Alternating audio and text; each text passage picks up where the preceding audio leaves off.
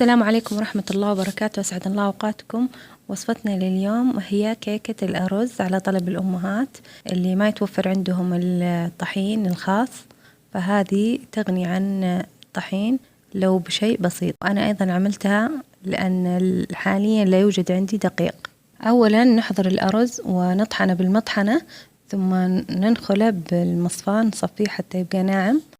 الأرز طبعا الأرز العادي أرزنا أو الخاص حسب رغبتك إذا توفر عندك، ونضع بديل البيض 4 ملاعق تقريبا أو حسب رغبتك حسب المتوفر عندك. ملعقة صغيرة 5 ملي، ونضع عليها ربع كوب ماء ونحركها حتى تندمج.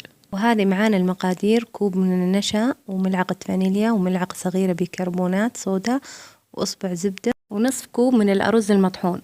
وهذا بديل البيض المخفوق اندمج معانا، وقشطة المراعي أو كريم، أي كريم قليل البروتين عندك، و3/4 كوب سكر.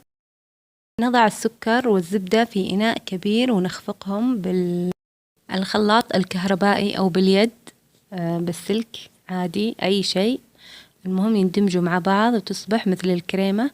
ثم نضع عليها بديل البيض المخفوق، ثم نعيد خفقها من جديد حتى تندمج في بعضها. ثم نضع عليها ملعقة الفانيليا، ونضيف لها القشطة المتوفرة عندنا أو الكريمة بديل للقشطة أو بديل للزبادي حتى تعطيها طعم وسيولة أكثر.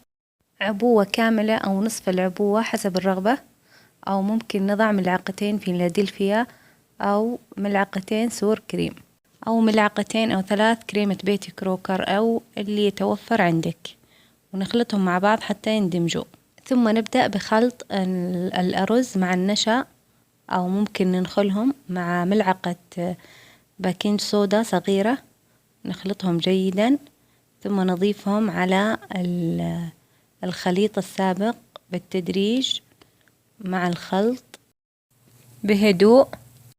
ثم ندهن القالب بزبدة، ونرش عليه القليل من مطحون الأرز، يوزع جيدا ويشال المتبقي منه، ونسكب العجين بالصينية وتوزع جيدا، وتدخل الفرن ساخن مسخن مسبقا على درجة 180 من الأسفل حتى تنضج، ثم من الأعلى تحمير خفيف، وتشال وتترك حتى تبرد وتقطع، وممكن تزين حسب الرغبة وتقدم، وبألف عافية.